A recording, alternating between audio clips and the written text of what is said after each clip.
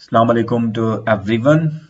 आज के इस वीडियो लेक्चर के अंदर हम लोग जो है वो पावर सेक्टर को डिस्कस करेंगे। इसमें जो चीज़ें आपको सीखने को मिलेंगी वो है कि एनर्जी सेक्टर के अंदर पाकिस्तान के कौन कौन से जो है वो वेरियस स्टेक होल्डर्स जो है वो इन्वॉल्व हैं, कौन सी जो है कंपनीज क्या काम करती हैं, उसके फंक्शंस क्या हैं। उसके अलावा आप लोग ये सीखेंगे कि पावर प्रोडक्शन जो है वो पाकिस्तान के अंदर किस तरीके से होती है, उसकी मैनेजमेंट कौन करता है, और पाकिस्तान के अंदर जो एनर्जी मिक्स है उसकी कंपोजिशन, वेरियस कंपोजिशन क्या है, गवर्नमेंट ऑफ पाकिस्तान की जो पॉलिसी है रिगार्डिंग फ्यूचर ऑफ एनर्जी वो क्या है।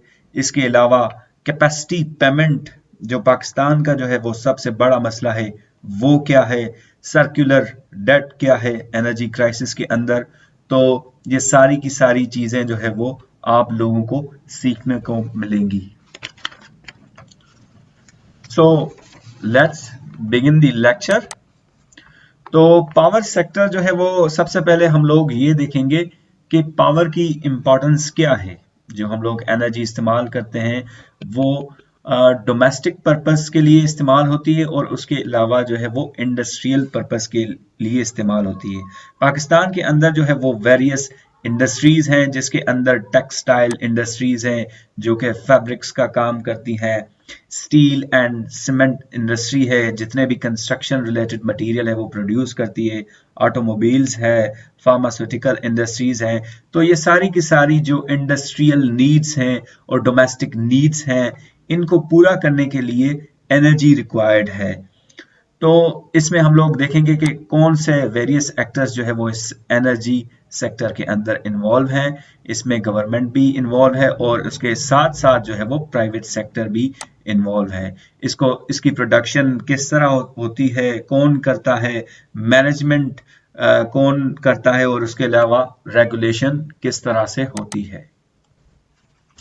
तो सबसे पहले हम लोग देखेंगे कि वेरियस जो गवर्नमेंट लेवल और प्राइवेट लेवल पे इसमें स्टेक्स होल्डर इन्वॉल्व है वो कौन कौन से हैं। तो सबसे पहले हम लोग देखते हैं कि गवर्नमेंट सेक्टर पे जो वेरियस इंस्टीट्यूट इन्वॉल्व है। सबसे पहला है नेपरा। नेपरा का फुल फॉर्म है national electric power regulatory authority. तो नेपरा का काम क्या होता है? नेपरा जो है वो वेरियस जो एंटिटीज होती है उनको लाइसेंसिंग देती है, यानी लाइसेंस प्रोवाइड करना नेपरा का काम है। उसके अलावा जो है वो पावर सेक्टर के अंदर जो टैरिफ जो है वो कितना होगा ये नेपरा डिसाइड करेगी। स्टैंडर्ड्स एंड कोड्स क्या होंगे इस पावर सेक्टर के अंदर वो भी जो है वो नेपरा डिसाइड करेगी। और उसके अलावा नेपरा का काम कंज्यूमर प्रोटेक्शन, यानी जो जितने भी पाकिस्तान के अंदर कंज्यूमर्स हैं उनको अगर कोई भी कंप्लेन है तो वो नेपरा के कंप्लेंट सेल्स के अंदर अपनी कंप्लेंट दर्ज करवा सकते हैं। उसके अलावा दूसरा जो इंस्टीट्यूट है वो है वापडा। वापडा का जो काम है वो है to develop water and power resources. वापडा जो है वो पाकिस्तान के अंदर डैम्स और रिजर्वायर्स जो है वो बनाता है। उसके अलावा इरिगेशन सिस्टम को मेंटेन करता है, फ्लड मैनेजमेंट हो गया, और उसके अलावा जितने भी इंफ्रास्ट्रक्चर है रिलेटेड टू पावर वो डेवलप करवाना वापडा का काम है। उसके अलावा जो अदर स्टेक होल्डर है वो है CCPA। It stands for central power purchasing agency. ये एजेंसी जो है वो जो इंडिपेंडेंट पावर प्रोड्यूसर्स हैं उनसे इलेक्ट्रिसिटी परचेज करके वो जो है वो डिस्ट्रीब्यूटर जो कंपनीज हैं उनमें डिस्ट्रीब्यूट करती है। इसके अलावा हम लोग देखेंगे जो प्राइवेट सेक्टर है उसमें कौन कौन सी जो है वो कंपनीज इन्वॉल्व हैं जो पाकिस्तान को एनर्जी सेक्टर के अंदर जो है वो एनर्जी बना के देती हैं। इसमें सबसे पहले हबको है जो कि पाकिस्तान को थर्मल एनर्जी जो है वो बना के देती है। उसके अलावा जो है वो फौजी फर्टिलाइजर्स पावर कंपनी है जो कि पाकिस्तान के अंदर जो रिन्यूएबल एनर्जी है, रिन्यूएबल एनर्जी के ज़रिए एनर्जी बना के देती है। इसके अलावा जो है वो कैरेट पावर प्रोजेक्ट है जो कि सीपे का हिस्सा है। इसके जरिए जो है वो वाटर के जरिए, डैम्स के जरिए जो है वो इलेक्ट्रिसिटी बना के जो है वो नेशनल ग्रिड में जो है बना के दी जाती है। तो ये जो वेरियस स्टेक होल्डर्स है जो पाकिस्तान के एनर्जी सेक्टर में इन्वॉल्व हैं, जिसमें नेपरा हो गया, वापडा हो गया, सीपीपीए हो गया, उसके अलावा आईपीपीज जो हैं जिसमें Hubco, Fauji fertilizers, power company, Karot power project, ये सारे के सारे जो है वो इन्वॉल्व हैं। इसके अलावा हम लोग देखेंगे कि पाकिस्तान के अंदर जो एनर्जी प्रोडक्शन होती है उसमें कौन कौन से जो है वो ज़राए इस्तेमाल होते हैं।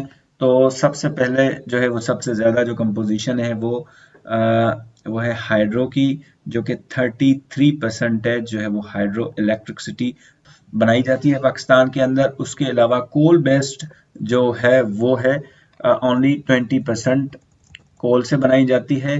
RLNG जो है वो उससे 21% जो है वो एनर्जी प्रोड्यूस की जाती है। RLNG से मुराद है रीगैसिफाइड लिक्विफाइड नेचुरल गैस है। उसके अलावा जो गैस है उससे 11% बनती है। न्यूक्लियर एनर्जी से जो है वो 7% बनती है। फ्यूल जो ऑयल है उससे 5% बनती है। इसके अलावा गवर्नमेंट ऑफ पाकिस्तान की जो है वो एनर्जी पॉलिसी है जो वो 2030 की, उसके अंदर उनके एम्स ये हैं कि 30% जो है वो विंड, सोलर और बायोमास से 2030 तक टारगेट रखा जाए कि इस सेक्टर से 30% जो है वो एनर्जी प्रोड्यूस की जाए। और इसके अलावा हाइड्रो जो सोर्स है उससे 30% से ज़्यादा जो है वो इलेक्ट्रिसिटी प्रोड्यूस की जाए। अब इस शिफ्ट का जो मकसद है उससे जो बेनिफिट्स मिलेंगे पाकिस्तान को, सबसे बड़ा जो नंबर 1 पे बेनिफिट मिलेगा वो ये है कि रिलायंस ऑन जो इम्पोर्टेड फॉसिल फ्यूल्स है वो डिक्रीज हो जाएगा।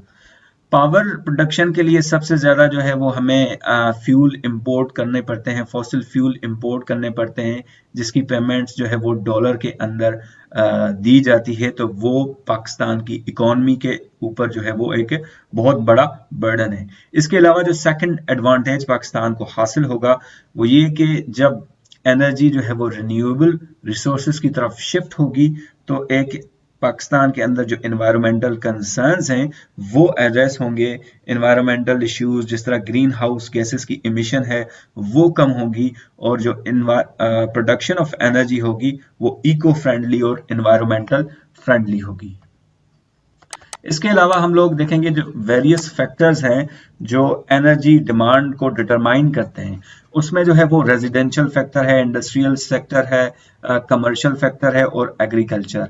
अगर हम इंडस्ट्रियल लेवल पे देखा जाए तो पाकिस्तान के अंदर जितनी भी इंडस्ट्रीज हैं, जिस तरह टेक्सटाइल इंडस्ट्री हो गई, सीमेंट इंडस्ट्री हो गई, स्टील इंडस्ट्री हो गई, ये डिटरमाइन करते हैं पाकिस्तान को कितनी एनर्जी चाहिए। रेजिडेंशियल में हो गया कि हम लोगों को जो आम रेजिडेंशियल एरियाज में एयर कंडीशंस इस्तेमाल होती है, फैंस इस्तेमाल होते हैं। कमर्शियल लेवल पे शॉप्स, मॉल्स, मार्केट्स हैं। एग्रीकल्चर लेवल पे जो है वो वाटर पंप्स और ट्यूबवेल्स को जो है वो एनर्जी रिक्वायर्ड होती है। तो ये सारे जो है वो फैक्टर्स हैं जो डिमांड ऑफ एनर्जी को डिटरमाइन करते हैं, जिसमें सबसे बड़ा फैक्टर इंडस्ट्रियल है, कमर्शियल है, रेजिडेंशियल है और एग्रीकल्चर है। तो वेरियस फैक्टर डिटरमाइन करते हैं कि पाकिस्तान के अंदर एनर्जी डिमांड कम होगी या ज़्यादा होगी। ये बेस्ड करता है सीजन पे। समर के अंदर जो पाकिस्तान की एनर्जी डिमांड है वो ज़्यादा होती है, और विंटर के अंदर जो पाकिस्तान की डिमांड है वो कम हो जाती है।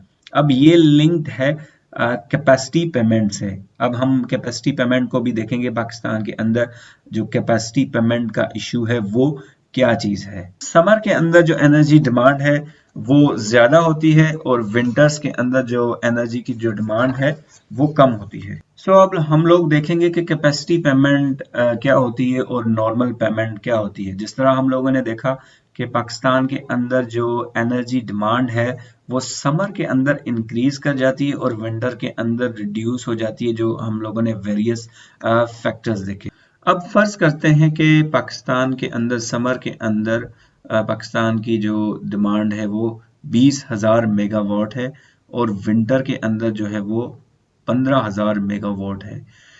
तो जब विंटर के अंदर ये एनर्जी डिमांड डिक्रीज हो जाती है तो जो इंडिपेंडेंट पावर प्रोड्यूसर्स है उनको कैपेसिटी जो पेमेंट है वो दी जाती है। कैपेसिटी पेमेंट क्या होती है? The payment for ensuring availability of electricity generation capacity regardless of energy is produced और नॉट। इसका मतलब ये है कि अगर कोई भी पावर प्लांट है वो जो इवन अगर वो एनर्जी प्रोड्यूस नहीं भी करेगा तो भी उसको जो है वो पेमेंट की जाएगी, क्योंकि वो उस अपनी इंफ्रास्ट्रक्चर मेंटेन कर रहा है। विंटर्स के अंदर जो है वो एनर्जी डिमांड कम हो जाती है, उसकी वजह से अगर वो आईपीपीज जो है वो एनर्जी प्रोड्यूस नहीं कर पा रहे तो भी जो है वो उनको पेमेंट्स जो है वो दी जाती है। और ये पेमेंट इंटरेस्टिंगली जो दी जाती है आईपीपीज को वो डॉलर्स के अंदर दी जाती है, जिसकी वजह से जो है वो पाकिस्तान को इकोनॉमिक बर्डन जो है वो फेस करना पड़ता है। और इसके अलावा आपने पाकिस्तान के एनर्जी क्राइसिस के अंदर एक टर्म सुना होगा, सर्कुलर डेट क्राइसिस। अब इसको समझने के लिए हमें ये सर्कल समझना पड़ेगा कि इंडिपेंडेंट पावर प्रोड्यूसर्स जो है वो पावर प्रोड्यूस करके डिस्ट्रीब्यूटर्स को देते हैं, वो डिस्ट्रीब्यूटर्स जो है वो कंज्यूमर्स तक पहुंचाते हैं। तो जब कंज्यूमर्स यूज कर लेते हैं तो कंज्यूमर्स से डिस्ट्रीब्यूटर्स जो है वो जो पेमेंट है फुल नहीं ले पाते। जब कंज्यूमर्स से पेमेंट नहीं ली जाती डिस्ट्रीब्यूटर्स की तरफ से तो डिस्ट्रीब्यूटर्स जो है वो इंडिपेंडेंट पावर प्रोड्यूसर्स को जो है वो पेमेंट्स जो फाइनेंशियल पेमेंट्स है वो नहीं दे पाते। और ये आईपीपीज जो है जहाँ से ऑयल और फॉसिल फ्यूल्स खरीदते हैं वो उनको पैसे नहीं दे पाते। तो इस वजह से ये जो है वो पूरा सर्कल जो है वो उसमें मसाइल पैदा होते हैं। So thank you so much for watching this video. अगर आप चाहते हैं कि किसी भी इम्पोर्टेंट टॉपिक पे वीडियो बनाई जाए तो हमें कमेंट सेक्शन में ज़रूर बताएं, और नेक्स्ट वीडियो के अंदर हम लोग जो है वो पावर सेक्टर के अंदर कौन से चैलेंजेस हैं और उनके सॉल्यूशंस क्या होना चाहिए वो देखेंगे। Thanks for watching this video and please support us by sharing this video. Thank you so much.